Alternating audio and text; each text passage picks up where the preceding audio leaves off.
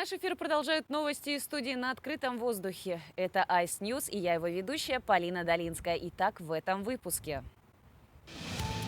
Предупрежден, значит вооружен. Подготовка к весеннему паводку в самом разгаре. Лунная призма «Дай нам силу». Невероятное суперлуние могли наблюдать жители всей планеты. Футбольный фристайл. Петр Говоров опубликовал новое видео. Теперь об этом подробнее.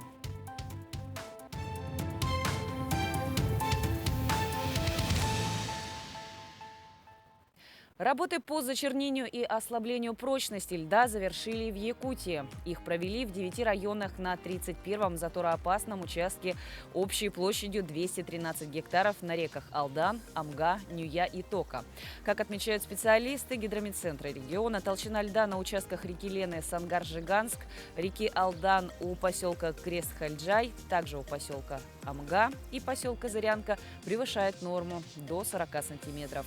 Также выпало много снега, например, на реке Колыме. Высота сугробов от 100 до 115 сантиметров.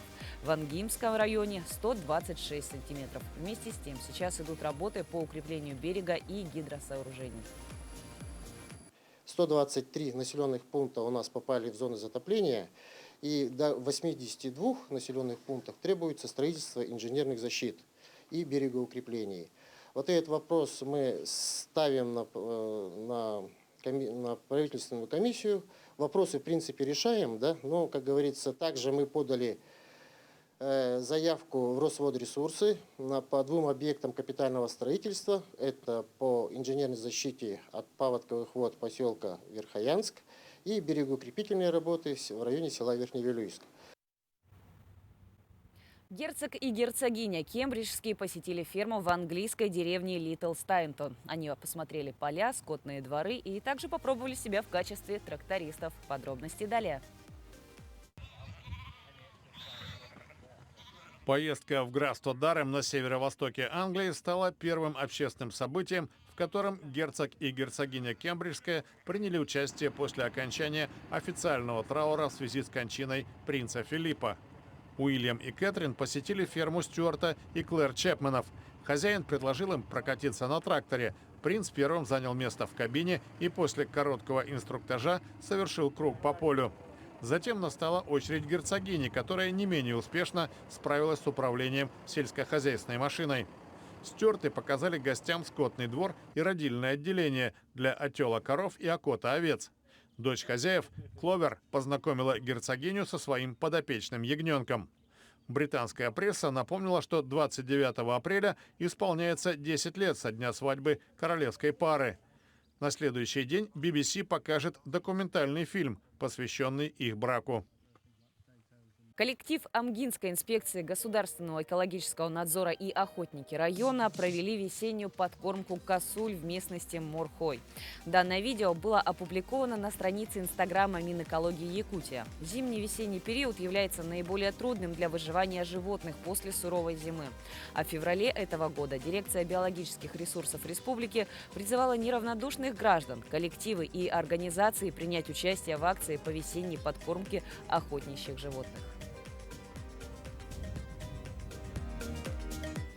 Первая в этом году суперлуния наблюдается с вечера понедельника по всей планете. Астрономическое явление завершится сегодня. Следующее ожидается уже совсем скоро, в мае этого года.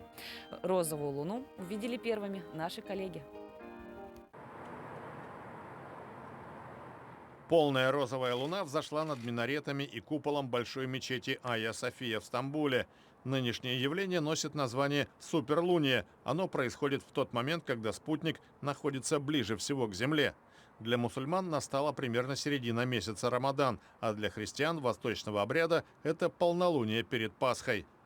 Феномен, который обозначается скорее астрологическим, чем астрономическим термином, наблюдали жители Буэнос-Айреса в Аргентине. Ночное светило отражалось в водах реки и залива Ла-Плата.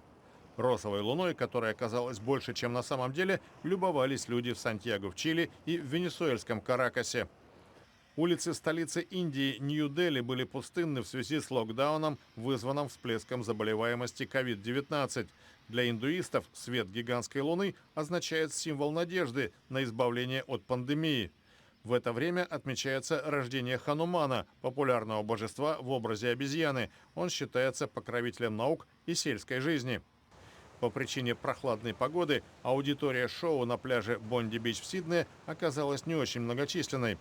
Красноватый оттенок Луне придавал рассеянный в воздухе дым от контролируемых пожаров, устроенных для уменьшения риска от природных возгораний.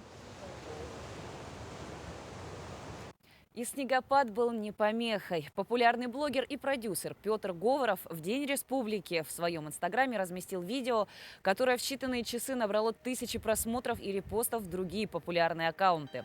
На видео шоумен демонстрирует футбольный фристайл в классическом костюме во время снегопада. Подпись под видео гласила, что если хочешь согреться, то фристайл тебе поможет. И многие по достоинству оценили шутку, ведь именно в этот день погода в Якутске была далеко не апрельская. Теперь о погоде. Сегодня в Алданском, Нерюнгринском, Тампонском районах осадки, мокрый снег. В южной части республики ветер с севера, порывы которого достигнут 15-18 метров. На ближайшие сутки, 29 апреля, в городе Якутске преимущественно без осадков. Ветер северо-западный со скоростью 2-7 метров в секунду. Ночью ожидаются заморозки от 8 до 10 градусов ниже 0. Днем гораздо теплее, +4, +6. На этом наш выпуск подошел к концу. Будьте в курсе событий республики, а также за ее пределами.